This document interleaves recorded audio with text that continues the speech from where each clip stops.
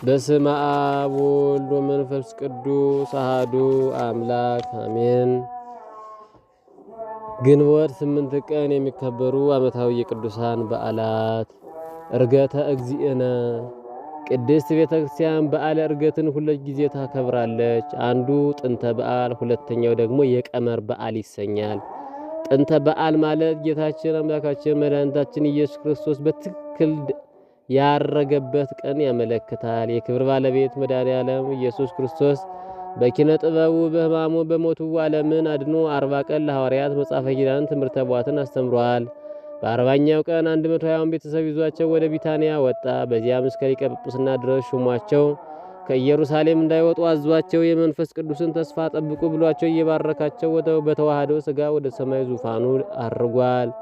ሰማያት፣ ምድር፣ ደመናት፣ ነፋሳት፣ መባርቅትና መላእክት ፍጥረት በሙሉ አመስግኗል። አይሁድ መናፍቃን ዕርገቱን ምትሃት ነው እንዳይሉ ጌታችን ትንሣኤውን አማናዊ እንደሆነ ለማስረዳት በ40ኛው ቀን አረገ። አንድም ራስ ባለበት ሌሎች የሰውነት ክፍሎች ሊኖሩ ይገባልና ጌታችን ዕርገቱን በገሃድ አደረገው። አርገ እግዚ ከያለቡ ዕርገተ ጻድቃን ንጹሐን እንዲል አርገ እግዚአብሔር በይባቤ ወግዚእነ በቃለ ቀር ዘምሩ ለአምላክነ ዘምሩ። ጌታችን አምላካችን የመድኃኒታችን ኢየሱስ ክርስቶስ ከበዓለ ዕርገቱ ረድኤት በረከት ይክፈለን። በዚህ ዕለት ታላቁ አባ ዳንኤል ስም አጠራሩ ክብር ይድረሰውና በሁሉ ነገር የተቀደሰ የገዳማውያን መብራትም ነው። ከተረፈ ንጹሕ ሕይወቱ ጣዕመ መንግሥተ ሰማያት አይቷልና። አባ ዳንኤል በትውልድ ግብፃዊ ሲሆን ዓለምን ንቆ መንኖ ገዳም የገባው ገና በወጣትነቱ ነው። ጊዜውም ዘመነ ጻድቃን በ5ኛው መቶ ክፍለ ዘመን ነበር። በገዳመ አስቄጥስና በደብረ ሲሃት ይታወቃል። ታላቋ መካነ ቅዱሳን ገዳመ ሲሃት ዛሬም ድረስ በስሙ የተጠራ ሲሆን ለዚህም ምክንያቱ እጅግ ለብዙ ዘመናት በውስጧ ተጋድሎ ፍሬ ስላፈራባት ደቀ መዛሙርትን በቅድስና ስለወለደባት ነው። ስለዚህም ዛሬም ድረስ አባ ዳንኤል በደብረ ሲሃት ተብሎ ሲጠራ ይኖራል። ዘደብረ ሲሃት ተብሎ ሲጠራ ይኖራል። ሌላኛው ስሙ ደግሞ ዘገዳመ አስቄጥስ ይሰኛል። ገዳመ አስቄጥስ የታላቁ ቅዱስ መቃርስ ርስት ሲሆን በዓለም በስፋቱም ብዙ ቅዱሳንን በማፍራት አንደኛ የሆነ ገዳም ነው። በዚህ ገዳም ላይ አበምኔት ሆኖ የሚሾሙ አበው ሁሌም የብቃት ማዕረግ ላይ የደረሱ ሲሆኑ ክብራቸው ከፓትርያርክ በላይ ነው። አባ ዳንኤልም ከብዙ የቅድስና ዓመታት በኋላ በአስቄጥስ ገዳም አበምኔት ሆኖ ተሹሞ እልፍ አእላፍ መነኮሳትን በጽድቅ መንገድ መርቷል። ቅዱሱ ከተጋድሎ የተነሳ ለምግብና ለእንቅልፍ ጊዜ አልነበረውም። ቀን ቀን መነኮሳትን ሲናዝዝ፣ ድውያንን ሲፈውስ፣ ሥርዓተ ገዳምን ሲቆጣጠር ይውላል። ልክ ሲመሽ ጭው ወዳለው ስውራን ወደሚገኙበት በረሃ ይወጣል። በዚያም ሙሉ ሌሊት የተሰወሩ አባቶችን ሲፈልግ ያድር ነበር። በዚያ ምክንያት የብዙ ስውራንን ገድል የጻፈ ሲሆን ባረፉ ጊዜ ገንዞ በመቅበር በረከታቸውን ተሳትፏል። ታላቅ ሙያንም ፈጽሟል። እርሱ ገንዞ ቀብሮ ዜናቸውን ከጻፈላቸው ስውራን ቅዱሳን እንደ አብነት እስራኤላዊቷን ቅድስት ዓመተ ክርስቶስን ለ38 ዓመታት ራቁቷን በስውር የኖረች እና ቅድስት በጥሬቃ ንግሥትን መንግሥቷን ትታ በስውር የኖረች እናት መጥቀስ እንችላለን። ከዚያም ባለፈ አባ ዳንኤል በሰው ዘንድ የተናቁትን ማክበርን ያውቅበታል። ለምሳሌ በሴቶች ገዳም እብድ ናት ተብላ በበር የተጠላቸውን ቅድስት አናሲማን በእስክንድሪያ ከተማ ሊቀ ጳጳሳቱ ሳይቀር እብድ ነው ብለው የናቁትን ቅዱስ ምህርካን እብድ ሳይሆኑ ራሳቸውን የሰወሩ ቅዱሳን መሆናቸውን ገልጧል። አባ ዳንኤል ሐዋርያዊም ነበር። በጊዜው ጦማረ ልዮን የሚባል የኑፋቄ ደብዳቤ ይላክ ነበርና ለዚህ ኬልቄዶናዊ ኑፋቄ በትጋት ምላሽ ይሰጥ ነበር። አንድ ቀንም በንጉሥ ትእዛዝ ኑፋቄው በእርሱ ገዳም ሊነበብ ሲል ቅዱሱ ከወታደሩ ቀምቶ ስለቀደደው ለሞት እስኪደርስ ድረስ ደብድበውታል። ጻድቁ አባ ዳንኤል አንዴ አውሎግዮስ የሚባል ድሃ ድንጋይ ጠርቦ እንግዳ ሲቀበል ተመልክቶ ጌታዬ ሆይ ይህ ደግ ሰው ለምን ድሃ አደረግከው ሲል በፈጣሪ ሥራ ገባ። ጌታም እንደ ወትሮ በጋር ተቀልጦ በነፍስ ትዋሰዋለህን አለው። አዎ ጌታዬ እዋሰዋለሁ፣ ምክንያቱም ድንጋይ ጠርቦ እንግዳ ከተቀበለ ብዙ ሀብት ብሰጠውማ እንዴት እንግዳን አይቀበል አለው። ጌታችንም ስላለው ጌታችን ለአውሎጉሰን ሀብትን ሰጠው። ግን ወዲያው የጦር አለቃ ጨካኝ ሰው ሆነ። ጻድቁ ወሬውን ሰምቶ ሊጠይቀው ቢሄድ የአውሎግስ ወታደሮች ደበደቡት። ጌታችንም አባ ዳንኤልን ወደ ፍርድ ዙፋን አቅርቦ ወዳጀን መልስልኝ አለው። እመብርሃን ግን ቀርባ የልጇን እግር ሳመች። ልጄ ሆይ ማር አለችው። ጌታም እሺ ብሎ ጻድቁን ወደ ባዕቱ አውሎግሶንም ንብረቱን ወስዶ ወደ ቀደመ ግብሩ መለሳቸው። የአባ ዳንኤል ድንቁ ብዙ ነው። ሌላው ቢቀር ሽፍታ አባ ዳንኤል መስሎ ወደ ደናግል ገዳም ሊዘርፍ በማታለል ገባ። ደናግሉም ጻድቁ መስሏቸው እግሩን አጥበው አይነ ስውራን ቢቀቧት አይኗ በርቷል። ሽፍታውም ደንግጦ ንስሐ ገብቷል። አባ ዳንኤል ግን ተጋድሎውን ፈጽሞ በዚህች ዕለት አርፈዋል። በተረፈው ግን ከቅድስና ሕይወቱ ባሻገር አንደኛ በገዳም አስቄጥስ ግብፅ አበምኔት ሆኖ ተሾመ ባሳያው ትጋት፣ ሁለተኛ በሃይማኖት ጥባቃነቱ በደረሰበት ድብደባና ስደት፣ ሶስተኛ ብዙ የበረሃ ቅዱሳንን በየበዓታቸው እየዞረ በመቅበሩ፣ አራተኛ የብዙ ስውራን ቅዱሳን ዜና ሕይወት በመሰብሰቡ፣ አምስተኛ በየጊዜው በእግዚአብሔር ኃይል ይፈጽማቸው በነበሩ ተአምራትና ለድንግል ማርያም እመቤታችን በነበረው ልዩ ፍቅር ቅድስት ቤተ ክርስቲያን ታከብረዋለች። ቸር አምላክ ክርስቶስ ከእርገቱ ከጻድቁ በረከት አይለየን። ግንቦት 8 ቀን የሚታሰቡ ዓመታዊ የቅዱሳን በዓላት ቅዱሳን የጌታ ቤተሰብ 120ው፣ ቅዱስ አባ ዳንኤል ጻድቅ፣ ቅዱስ ዮሐንስ ሰማዕት፣ ቅዱስ መክሲዎስ መስተጋድል፣ አቡነ ዮሐንስ ዘደብረ ዳሞ፣ አቡነ ተክለ ሃይማኖትና አቡነ ኢየሱስ ሞዐ ለምንኩስና ያበቁ አባት። እስከ ቢታንያም አወጣቸው፣ እጆቹንም አንስቶ ባረካቸው። ሲባርካቸውም ከነርሱ ተለየ፣ ወደ ሰማይ ማረገ። እነርሱም ሰገዱለትና በብዙ ደስታ ወደ ኢየሩሳሌም ተመለሱ።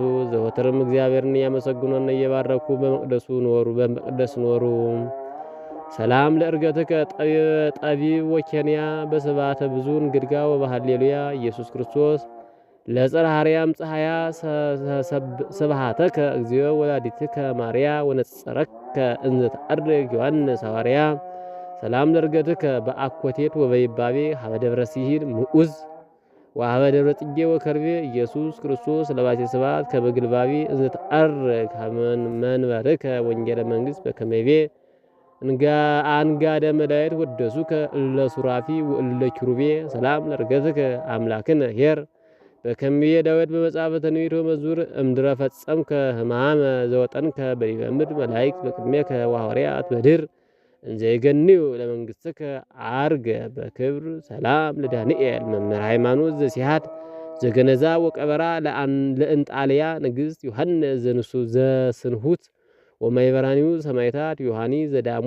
አበህሩያን መነኮሳት ወመክሲሞስ መስተጋድል ዘውሃቦ ለሞት ዳንኤል ዘሲሐት ዘጸውአ ስሞ ለእግዚአ ክርስቶስ እንዘ ይዘከር ሕማሞ ወዜና ጻድቃን ህሩያን ዘአስተጋባ በአስታምሞ መክሲሞስ ኃያል ወዮሐኒ ዘዳህሞ ዮሐንስ ዘስንሁት ዘአክዓወ ደሞ። በስመ አብ ወወልድ ወመንፈስ ቅዱስ አሐዱ አምላክ አሜን። ግንቦት 9 ቀን የሚከበሩ ዓመታዊ ቅዱሳን በዓላት ቅድስት ንግሥት እሌኒ። ቅድስት እሌኒ ታላቁ ቅዱስ ቆስጠንጢኖስ እናቱና እግዚአብሔር ለበጎ አገልግሎት የጠራት ብርክት ሴት ንግሥት ናት። ጥንተ ነገሩ እንደምነው ቢሉ የቅድስቲቱ ሀገረ ሙላዷ ሮሃ ሶሪያ አካባቢ ነው። ነገዷ ከእስራኤል ዝናዋ እንደሆነም ይነገራል። ዘርዋ እንደሆነም ይነገራል። ጣሊያኖች ሄሌና በእንግሊዘኛው ሄለን ይሏታል።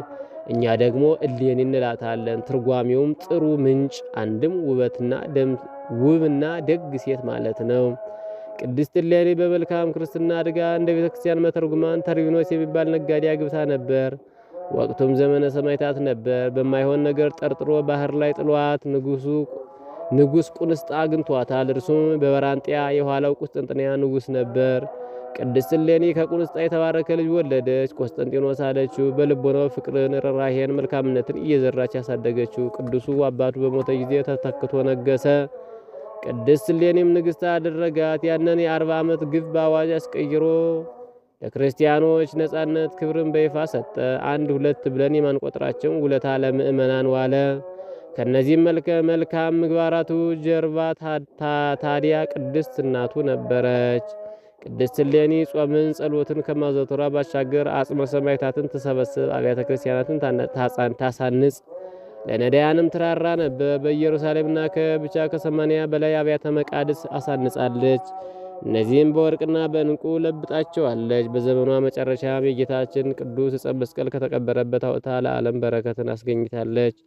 እናታችን ቅድስት እሌኒ እንዲህ በቅድስና ተመላልሳ በ80 ዓመቷ በ330ዎቹ አካባቢ አርፋለች። ቤተ ክርስቲያንም ስለ ቅድስናዋ ውለታዋ በዓል ሰርታ ታቦት ቅርጻ ስታከብራት ትኖራለች።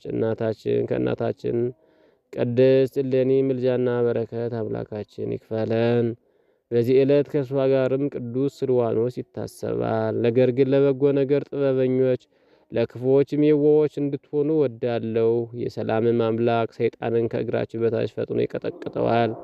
የጌታችን ኢየሱስ ክርስቶስ ጸጋ ከእናንተ ጋር ይሁን። ሰላም ለእሌኒ ንግሥተ በራንጥያ ወሰርሜን ዘወለደቶ ለቆስጠንጢኖስ ቀዳሚሆሙ ለመሲሐውያን ወምኒሃ ተረክቡ ነገሥተ ሮሜ ጻድቃን በኢየሩሳሌም ቅድስ ሀገረ ክርስቶስ መድን በጸሎታ ወበኃይለ መስቀሉ ተንስኡ ሙታን እሌኒ ዘሐሰሰት መስቀሎ ለክርስቶስ ወዘሐነጸት አድባራተ ብዛዘ ወልዳ ቆስጠንጢኖስ ወአዲ ከሰተት ሃይማኖተ ስሉስ ቅዱስ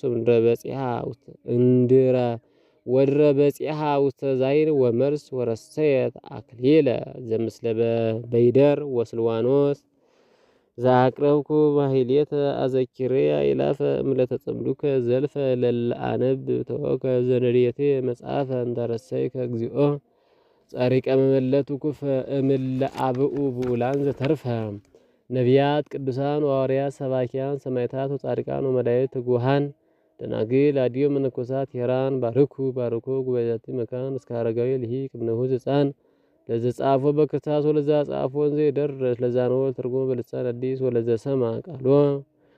ሰማ ቃሎ በዝነንፈስ በጸሎተሙ ማርያም ወራቂተ ኩሉም ባይ ሰውራ ይማረን ኢየሱስ ክርስቶስ ሰውራ ይማረን ኢየሱስ ክርስቶስ ሰውራ ይማረን ኢየሱስ ክርስቶስ ወይፈኑ ለነ ጸጋ መንፈስ ቅዱስ እምይእዜሰ እስከ ለዓለሙ እስከ ዳግም ምጽአት ወስብሐት ለእግዚአብሔር ወለወላዲቱ ድንግል ወለመስቀሉ ክቡር አሜን። አቡነ